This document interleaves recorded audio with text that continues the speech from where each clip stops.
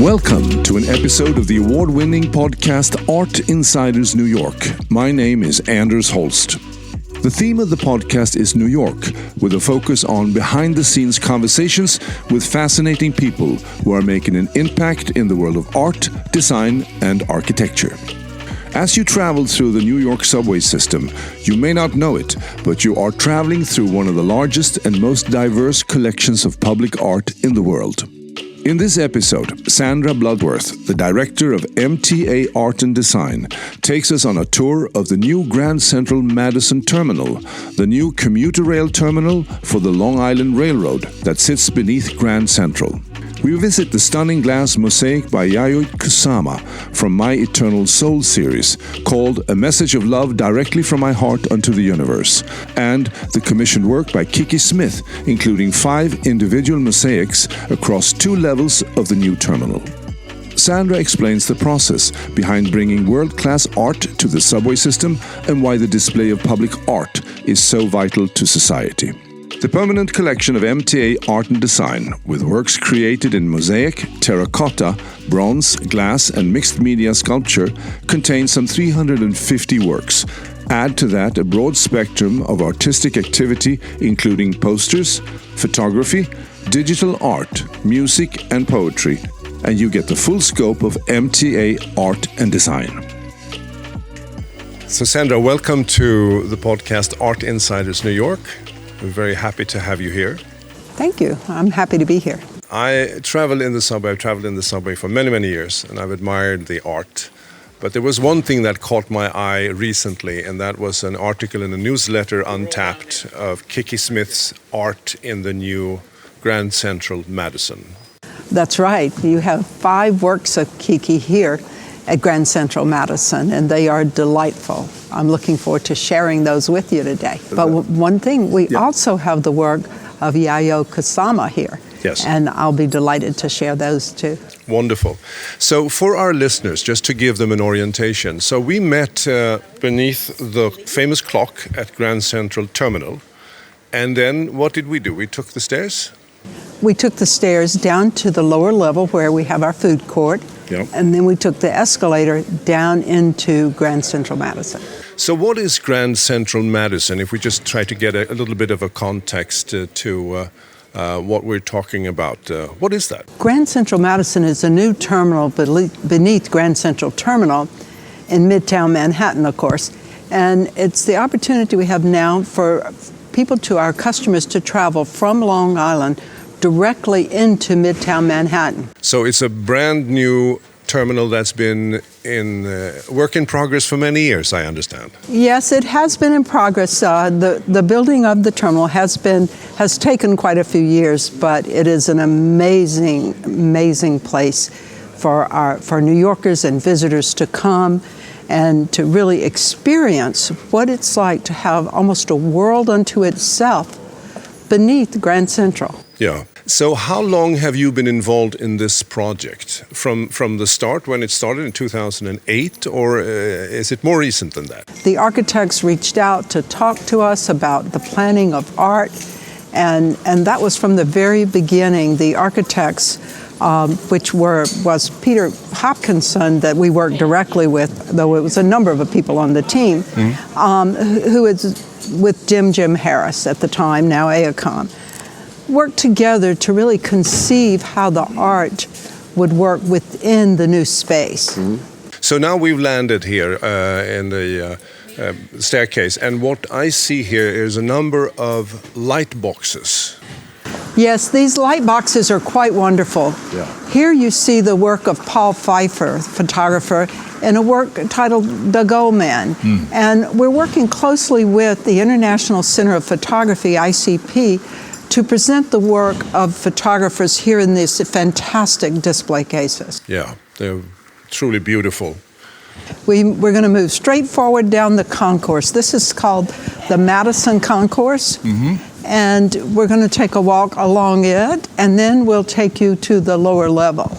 It will be quite the destination for shopping, meeting your friends for a bite, or a cocktail, or it's an incredible public space. Oh, so here we now have Kiki Smith's. Oh, yes. Look at this. Yes. Wow. This work by Kiki's titled River Light. Yeah. And for those of you familiar with Kiki's work, you know that Kiki will often take a work of hers, a particular subject maybe, and work that in many different ways. And here she's brought from her cyanotype work into the terminal River Light. Now, River Light is really, it captures a couple things. One is it sort of evokes her walks and others along the East River, where the light is hitting on the water and capturing that feeling. Yeah. And of course, for trains to come into Grand Central Madison, they're going underneath or through the East River. So there's the connection there to Long Island.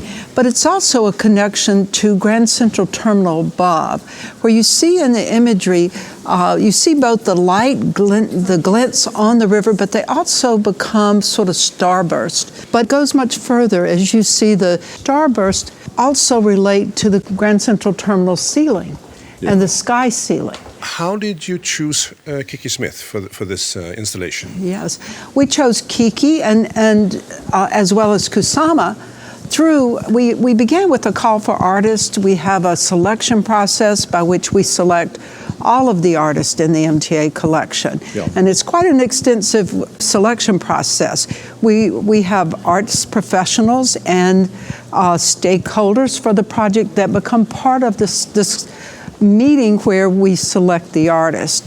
Now, we had 7 finalists from a very large group of artists that proposed. And of the 7 finalists, we selected Kiki Smith and Yayoi Kusama from their proposals that they created. It's really been a phenomenal, successful way to select artists, because I know when our customers see the work, and nowhere was that more evident than here at Grand Central Madison when it opened.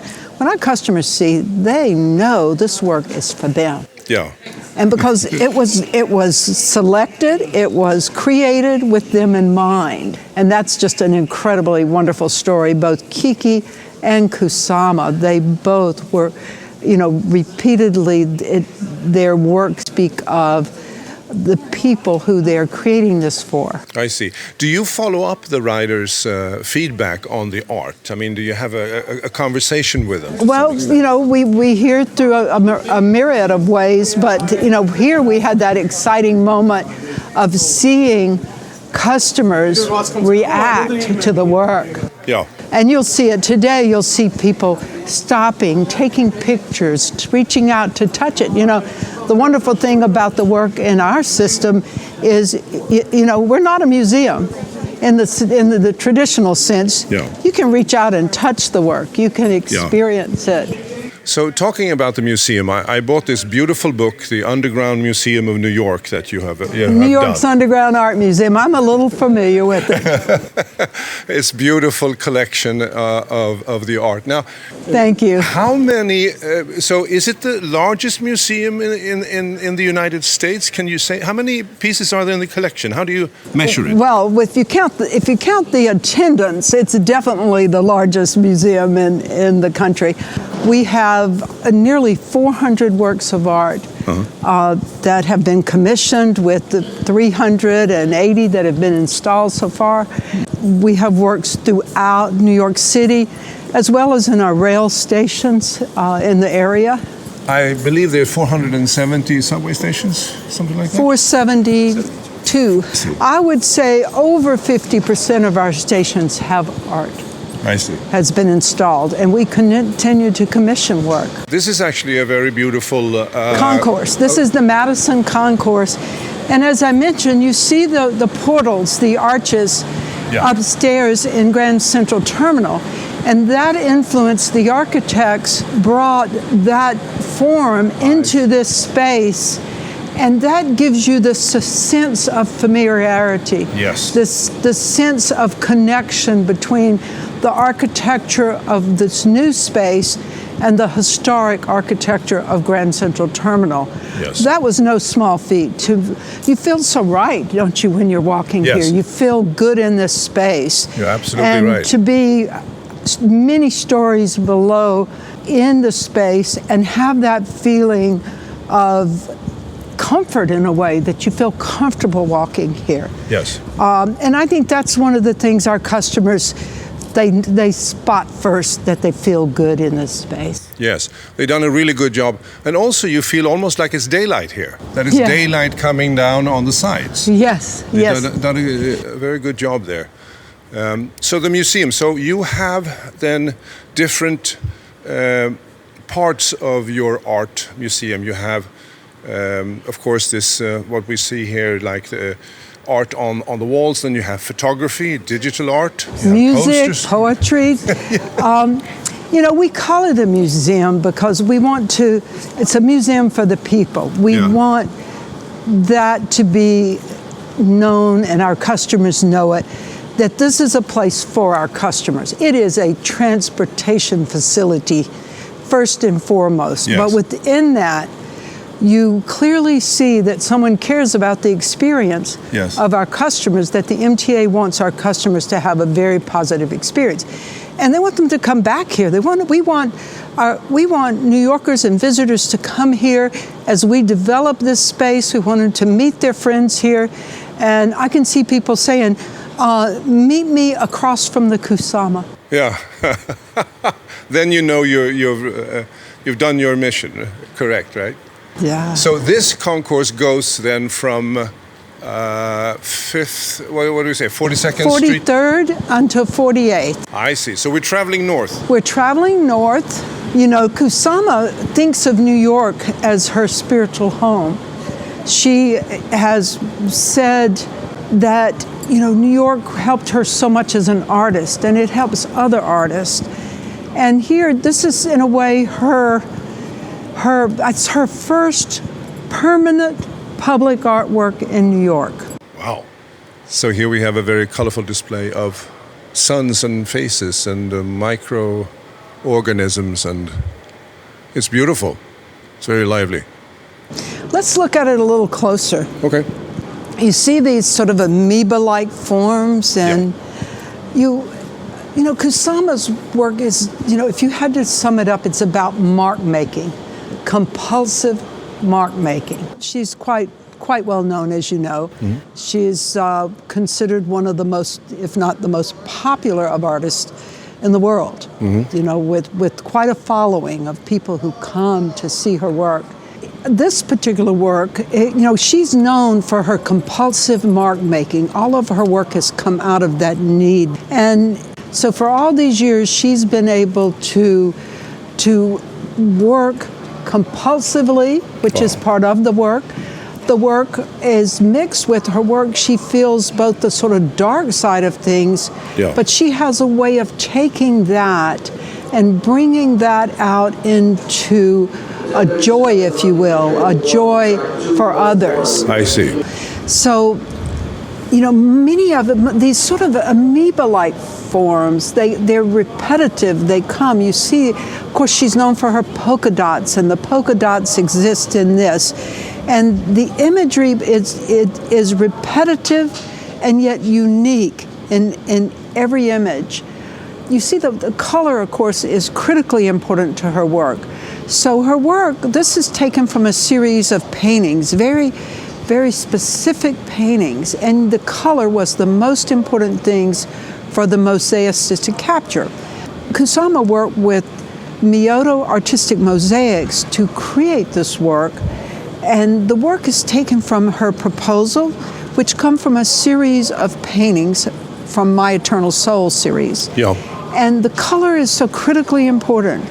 So the fabricators, Miyota, they work to match these colors. There are thousands of colors of glass tessera, but the color had to be exact.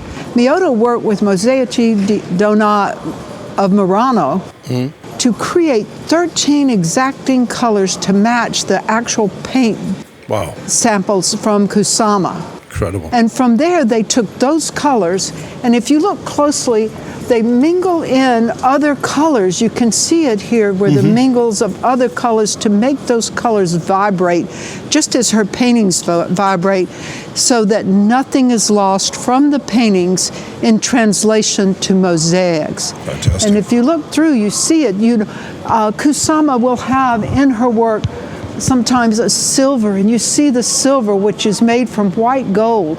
The white gold, those tessera, those mosaics were fabricated for this piece in Murano, made specifically. And here, of course, is the iconic Kusama pumpkin, which I love that it's here, that it stands out as this icon of her work. Yeah. It's like a touch point, and a touch point here on the mural.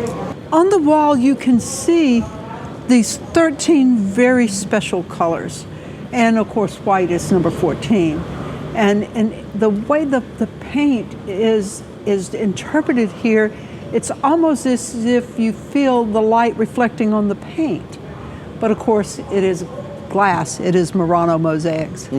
So you see the faces, the smiling faces. Again, these are repetitive. It's part of her work where you see her marks repeated over and over. You also have the signature polka dots repeating and repeating. Again, the polka dots flow throughout the work. So Kusama wrote or spoke of that, speaking of the figures and the faces and the people streaming through, that this could be you, I think is her quote. This could be me. This could be me. This could be you. And I think that is one of the important things about the work, is how each one of us will experience it differently. Here you see the proliferation of the polka dots and the mark making. You see the copper mosaics that were made. These are made in white gold, that they're copper. Yeah, and the lighting is beautiful too. It's perfect for this. Was this the first time you worked with her? Absolutely. This is the first permanent public artwork that Kusama has done in New York. It's a work I believe she's very excited about, because New York has a very special place in her heart. From coming here in 1958, for being very much a part of the downtown art scene. Yeah. And to have been successful in exhibiting and showing and creating artworks, yet not getting the recognition that her male art friends or her colleagues got. Yeah. And then she returned. She had substantial recognition, though, but many years later that would change. And of course her work is known all over the world now. I think because of Kusama's love for New York makes this piece here at Grand Central Madison so very special. Yeah. Special to her and special to New Yorkers and all of those who really follow her and love her work so much. Yes.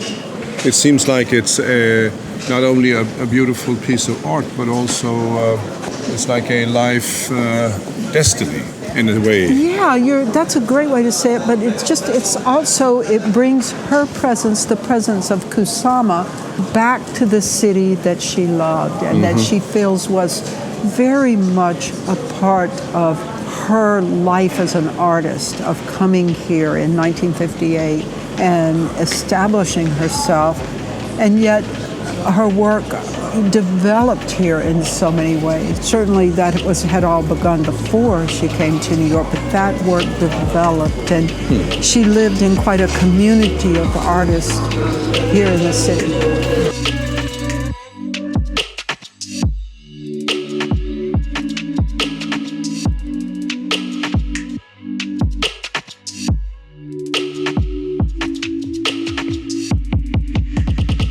So I read, Sandra, that you're an artist yourself. I am an artist. Yes. Do you have anything in the subway? That's not a question for today, but I'll answer it another time. And I do like to keep it very separate. No, I understand that. Arts and Design has a digital arts program, and we have presented the work here of 3 different artists. who've created a digital work that celebrates the opening of Grand Central Madison. Beautiful. Yeah, this is the work of Jordan Bruner. I think we missed Gabe Barcia Colombo's had just run. I think the title is Platform, and it's as if New Yorkers are standing on the platform just as they've returned from isolation with the pandemic, and it's their expressions of meeting and seeing each other, and quite wonderful. Maybe we'll catch it in a minute. So these are 5 giant LED screens. Yeah, here you have the work of Jordan Bruner, and Jordan is looking at various aspects of Long Island life, whether you're at the beach or you're having a culinary experience. And of course we have our Poetry in Motion here. And the Poetry in Motion, we work with the Poetry Society of America to present poetry to our customers. And here we also marry that work with the artwork that's in the system. I see. Very smart. And then here we're showcasing some of the permanent works from Long Island, in Long Island stations. Since as we bring our customers in, we thought we would share with them some of the new commissions that are in their stations out on the island. Yeah. Is it possible for somebody who would like to explore the art in the subway to have some kind of a tour or... Well, there are a number of tours that are given that you see online by independent guides. Okay. And we also do tours from time to time through various organizations such as the New York Transit Museum and others. And we also are working with Bloomberg Connects. They present through Bloomberg's Philanthropic Foundation. Okay. They present many cultural institutions and the work and make that work available on an app. And so within this next year, we'll be joining that. It's a wonderful thing that Bloomberg Philanthropies does, so it's a pro bono thing. I see. And we will be joining the group so that you'll be able to capture the collection and see the collection on your phone, and to have it as an accompaniment as you travel. I was at a seminar about the art in Newark, and one of the artists there was a little disappointed because she had a big installation in the hall where everybody's stressing. They come from the cab or the train or whatever, and they run through that hall because they want to make their flight, and then they have all the time in the world to wait and to enjoy art. So she was a little disappointed. She asked the question, how do I make people see my art? How do you inspire people to see the art? I mean, you have plaques and stuff like that. The art inspires people to see the art. If you have the Kusama,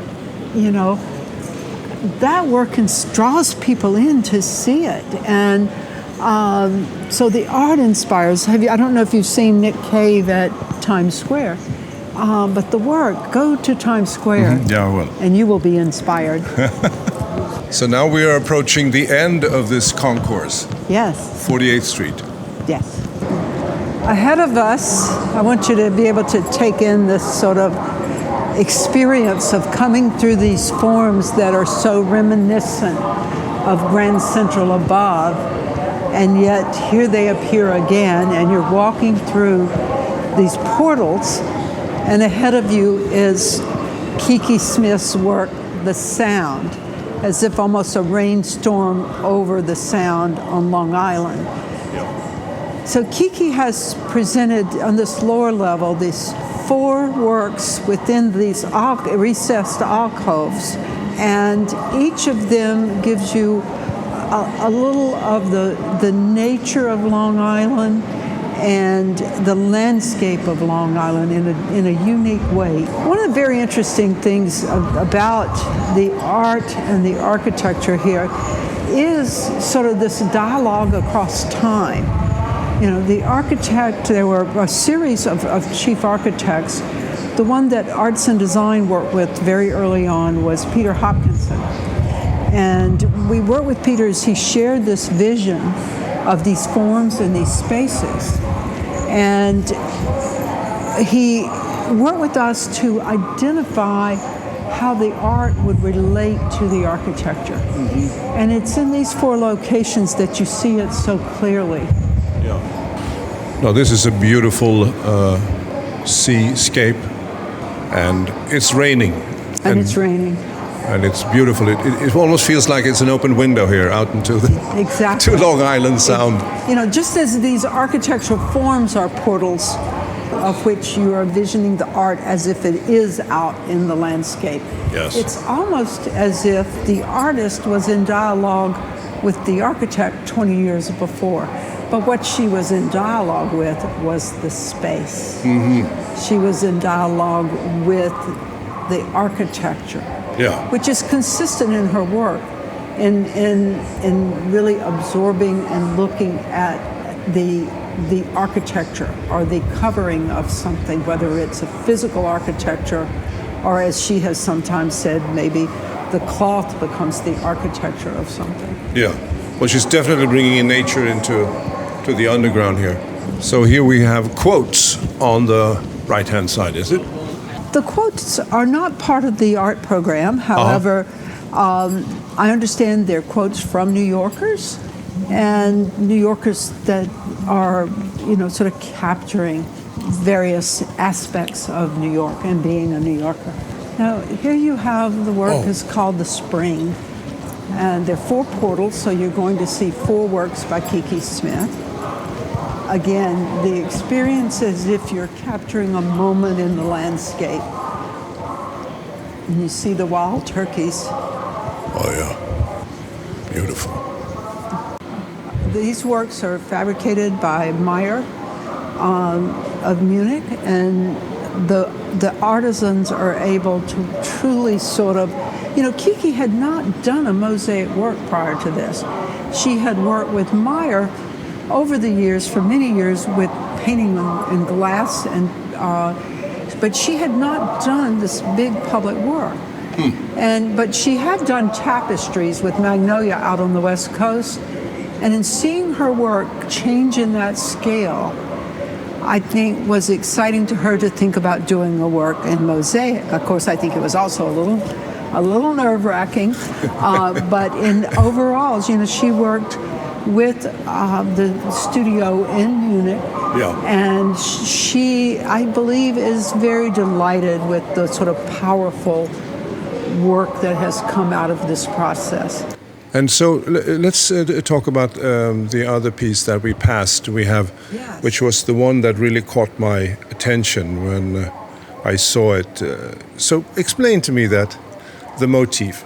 In the presence, you see a singular, a lone deer within the reeds, with you have the stars in the background, but you see these beautiful little rainbow passages throughout the reeds, and that really came from a happy accident, if you will, which is an unintended event, which is Kiki had one of these rotating solar prisms on her window in her studio, and as the light came through the prism, it splashed these passages onto her drawing of the presence. And so on the drawing, these beautiful little rainbow vignettes fell within the reeds, and Kiki captured that and made that part of this piece, the presence, and that's the magic of it. That's the part that you're drawn into. You feel this something very magical about that work. It's incredible. I think that's my favorite, definitely. And where is that located? Where are we now? That's at 46th Passage, 46th Street. Okay. And below 46th Street, I should say. I see. Quite below. But this is a pretty good tour. You go the concourse all the way down, and you go down. Pretty good tour. And then you go to the mezzanine floor, and you get everything, Kiki Smith and everything. So, wouldn't you say it's a fantastic tour? I think it's incredible. I think it's huge. But where are all the people? They're on the train coming in. So you have to. Didn't you see the huge crowd as we were walking? You saw them. We can't forget. This is a terminal. So the people arrive on schedule. Count on that. Arrive on schedule, and they make their way up the spines, up those escalators where they come in. And so you will see them en masse as they arrive, as we did as we came down. Okay. So how has this changed for you over the years? You've been the director of MTA Art and Design for a number of years now. What are the trends that you can see when you look back? You always have things you must improve and you must address, but it has come a remarkable long way. And interspersed in that journey of turning the system around have been some historic moments, moments of tragedy, moments of pain as we all endured, and some, of course, more than others over the last few years of the pandemic. But these moments of, Sandy, which was a tremendous impact to New York City, you've had these historic moments that transportation must respond to. Yeah. And respond the MTA did. And out of each of these, there have been great improvements. A tragedy, we will never overcome the tragicness of these incidents. However, planners have made good things come from some horrible situations, such as your passage across Lower Manhattan, from the number 1 train in the hub across the passageway to Fulton, that you can connect almost river to river now. Yeah. The new South Ferry subway station, this project that was beginning before 9/11 and yet has continued throughout the time to be visible today, to be manifest today. Yeah. So many things that have happened both in the normal planning of transportation, but also in a response to what has happened. Yeah. It's interesting. You don't think about that so often. I think about it a lot. I'm sorry. I think about it a lot. It's, I think New Yorkers do think about all those things and, of course, the effect on them and people they love. I'm not sure, I think you're right. They may not necessarily tie some of our built environment to those most tragic events or challenging events too, such as Sandy, very challenging. So the Fulton station I find really interesting. It's on the cover of your book, both from an architectural point of view, but also digital art that you display there. So is that the hub for digital art? Well, we have 52 screens at Fulton, so it's certainly the most wonderful opportunity to present digital artists. And now here at Grand Central Madison, we have these 5 enormous screens. And again, a wonderful opportunity to present these innovative works of art. Sandra, can I ask you then, what is your favorite part of this underground museum? Where do you go often to revisit? As an arts professional, as a New Yorker, there are moments and places throughout the system with almost 400 works. There are quite a few moments and places that I could share with you. I will say that as we've just spoken about some of the challenges of New York, the World Trade Center Cortlandt Station is a very special place. The work of Anne Hamilton, where she presents the woven text in marble of these 2 foundational documents of our country. From the preamble to the Declaration of Independence and the UN Declaration of Human Rights, the weaving of those words in marble mosaic on the walls there in this location is inspiring to all of us, and in a way to really mark, but not in a sad way, but in a profound way to mark that place. So what are the plans going forward? What are the projects? Are there more installations to happen here, or are you looking at new... You'll have to wait and see. There are lots of works being planned. We're doing a number of works now. We're working on the artwork for which will come for Penn Access in the Bronx, the 4 new stations for Metro North. We're working on some other under wraps projects, but So if artists are listening to this podcast, they can get in touch with you through your website, I understand. that's right. We have online, we post a call for every project that we do. And we have a submittable process that's very, very easy, that you can submit your work to be considered for each of those projects. You just want to follow us on our social media. So why is this important, MTA art and design? Why can't we just have a subway system and efficient, clean, and no art? You know, it's all about respect. When you commission art and you put it into this transportation environment, messages are being sent back and forth. The message that the people who use this place are important and they are respected.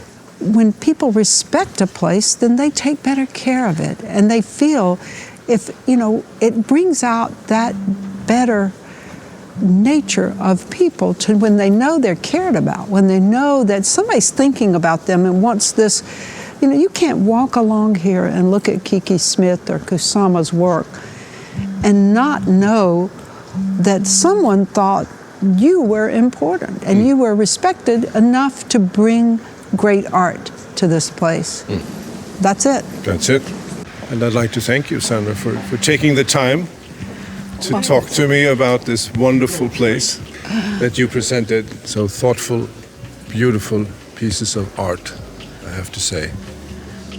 Thank you, Anders, for inviting me to take this walk with you. It's really wonderful to be able to share with you the behind the scenes of the work, and the work of these artists as this gift from these two artists, from Kiki and Kusama, this gift to New Yorkers particularly, of course, visitors also, but that for New Yorkers to be able to have this work in the center of the city for all to experience is just quite wonderful.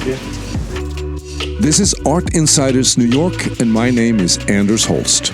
If you enjoyed this episode and have family and friends who love New York and are passionate about the world of art design and architecture, please spread the word by following us on artinsidersnewyork.com or liking us on our Facebook page, Art Insiders New York. It is very much appreciated. Thank you. This episode was produced by UOM LLC, copyright 2023.